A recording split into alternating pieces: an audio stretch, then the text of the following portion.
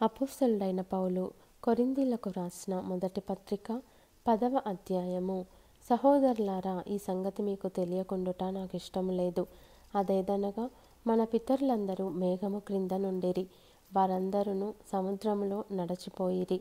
అందరూ మోషేను బట్టి మేఘములోను సముద్రములోను బాప్తిస్మము పొందిరి. అందరూ ఆత్మ సంబంధమైన ఒకే ఆహారమును భుజించిరి.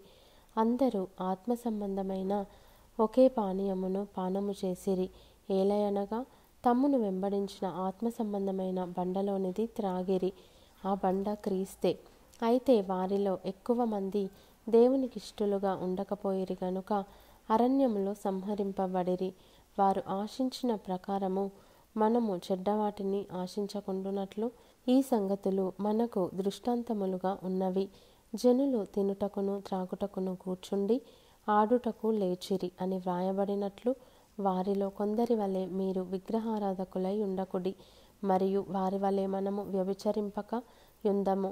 వారిలో కొందరు వ్యభిచరించినందున ఒక్క దినముననే 23,000 మంది కూలిరి. మనము ప్రభువును శోధింపక యుందము. వారిలో కొందరు శోధించి సర్పముల వలన నశించిరి. మీరు సనుగకుడి. వారిలో కొందరు సనిగి సంహారకుని చేత నశించిరి.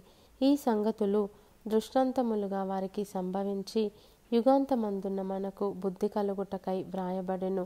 తాను నిలుచుచున్నానని తలంచుకొనువాడు పడకుండునట్లు జాగ్రత్తగా చూచుకొనవలెను. సాధారణముగా మనుషులకు కలుగు శోధన తప్ప మరి ఏదియూ మీకు సంభవింపలేదు. దేవుడు నమ్మదగినవాడు. మీరు సహింపగలిగినంతకంటే ఎక్కువగా ఆయన మిమ్మును శోధింపబడనీయడు. అంతేకాదు, సహింపగలుగుటకు ఆయన శోధనతో కూడా తప్పించుకొని మార్గమును కలుగజేయును. కాబట్టి నా ప్రియులారా, విగ్రహారాధనకు దూరముగా పారిపొండి. బుద్ధిమంతులతో మాటలాడినట్లు మీతో మాటలాడుచున్నాను. నేను చెప్పు సంగతిని మీరే ఆలోచించుడి. మనము దీవించు ఆశీర్వచనపు పాత్రలోనిది త్రాగుట క్రీస్తు రక్తంలో పాలు పుచ్చుకొనుటయే గదా. మనము విరుచు రొట్టె తినుట క్రీస్తు శరీరంలో పాలు పుచ్చుకొనుటయే గదా.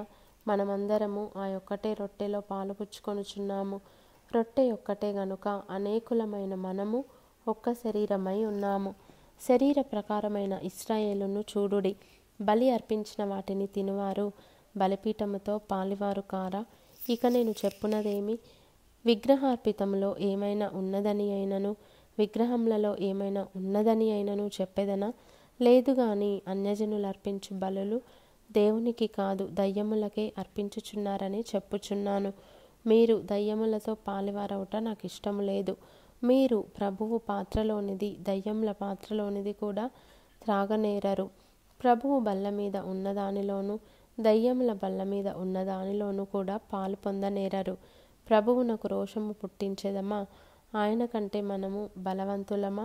అన్ని విషయముల యందు నాకు స్వాతంత్రము కలదు గాని అన్నియు చేయదగినవి కావు. అన్నిటి యందు నాకు స్వాతంత్రము కలదు గాని అన్నియు క్షేమాభివృద్ధి కలుగజేయవు. ఎవడును తన కొరకే కాదు, ఎదుటి వాని కొరకు మేలు చేయ చూచుకొనవలెను. మనస్సాక్షి నిమిత్తము ఏ విచారణయు చేయక కటిక వాని అంగడిలో అమ్మునదేదో దానిని తినవచ్చును. భూమియు దాని పరిపూర్ణతయు ప్రభునివై ఉన్నవి. అవిశ్వాసులలో ఒకడు మిమ్మును విందునకు పిలిచినప్పుడు వెళ్ళుటకు మీకు మనస్సుండిన ఎడల మీకు వడ్డించినది ఏదో దానిని గూర్చి మనస్సాక్షి నిమిత్తము ఏ విచారణయు చేయక తినుడి. అయితే ఎవడైనను మీతో ఇది బలి అర్పింపబడినదని చెప్పిన ఎడల అట్లు తెలిపిన వాని నిమిత్తమును మనస్సాక్షి నిమిత్తమును తినకుడి. మనస్సాక్షి నిమిత్తమనగా నీ సొంత మనస్సాక్షి నిమిత్తము కాదు, ఎదుటి వాని మనస్సాక్షి నిమిత్తమే ఈలాగు చెప్పుచున్నాను. ఎందుకనగా వేరొకని మనస్సాక్షిని బట్టి నా స్వాతంత్ర విషయములో తీర్పు తీర్చబడనేలా నేను కృతజ్ఞతతో పుచ్చుకొనిన ఎడల నేను దేని నిమిత్తము కృతజ్ఞతాస్థుతులు చెల్లించుచున్నానో దాని నిమిత్తము నేను దూషింపబడనేలా. కాబట్టి మీరు భోజనము చేసినను పానము చేసినను మీరేమి చేసినను సమస్తమును దేవుని మహిమ కొరకు చేయుడి. యూదులకైనను గ్రీసు దేశస్థులకైనను దేవుని సంఘమునకైనను అభ్యంతరము కలుగజేయకుడి.